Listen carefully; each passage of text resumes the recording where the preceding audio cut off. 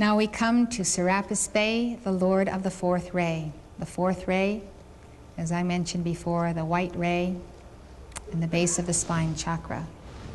Here Serapis receives a neophyte into the mystery school. This is a painting from a book of his dictations I published, Dossier on the Ascension. This is a retreat that you go to learn the disciplines of the white fire of the Divine Mother and to prepare for your ascension, because you see, you ascend by the white light. And the process of weaving the wedding garment or the deathless solar body is taught to you here and in the Keepers of the Flame lessons.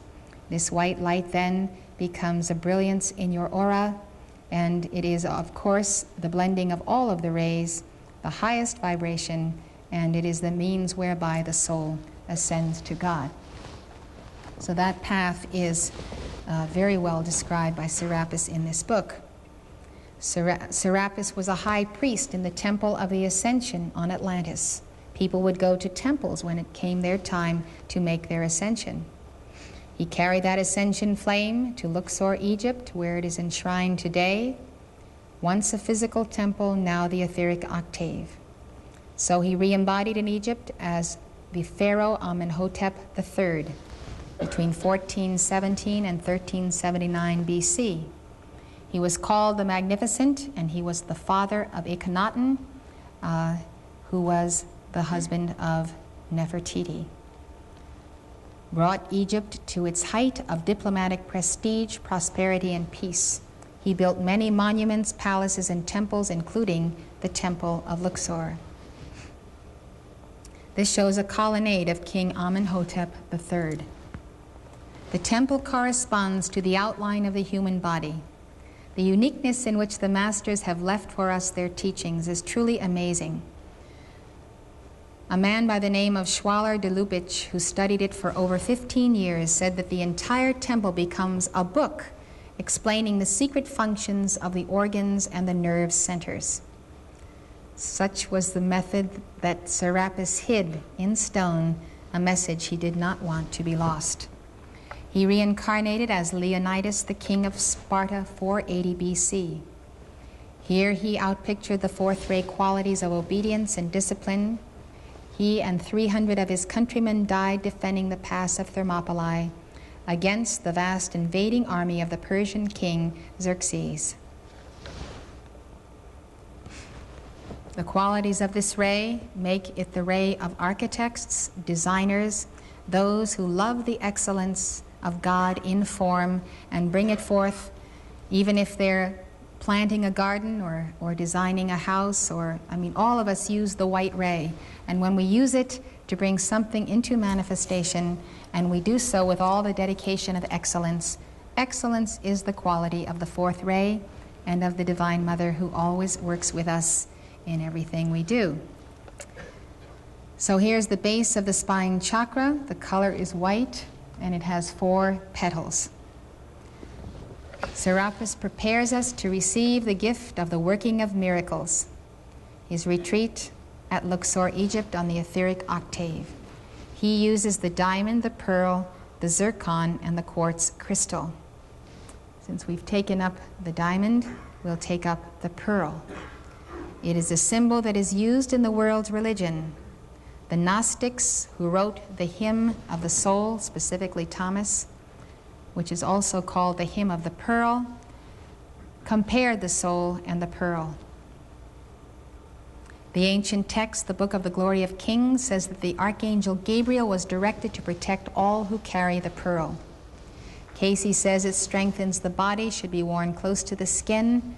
Primary effect is upon the emotions. It helps develop an even temperament. I always feel the love of the Divine Mother when I am wearing pearls. Pearls are a focus of the resurrection flame.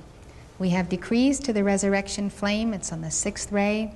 When you want to amplify the resurrection flame in your body, you give the mantra of Jesus, I am the resurrection and the life. And then you can follow it, of my heart, now made manifest. And we have visualizations for those flames in the Science of the Spoken Word book.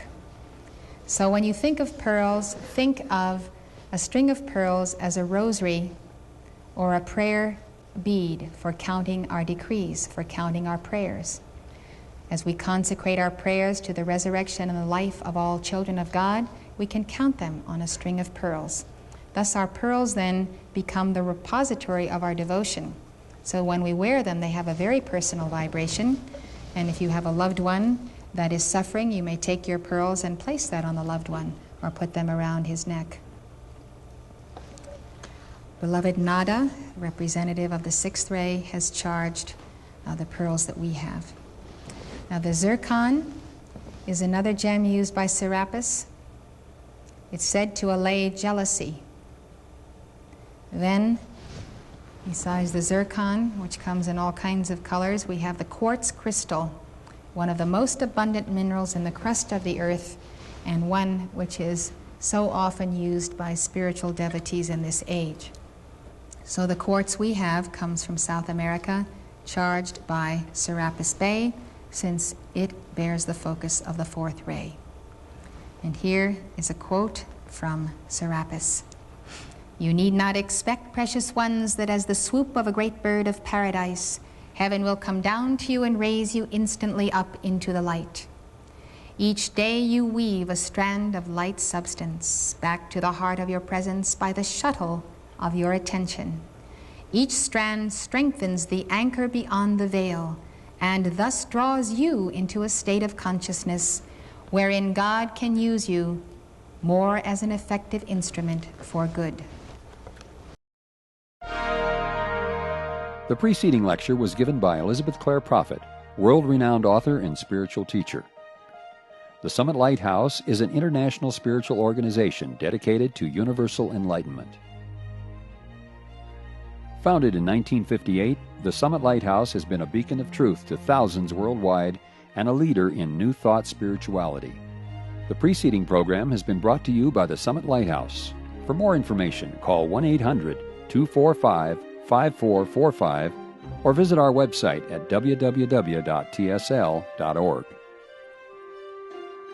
Outside the USA, call 406-848-9500 or write to the Summit Lighthouse, 63 Summit Way, Gardner, Montana, 59030, USA.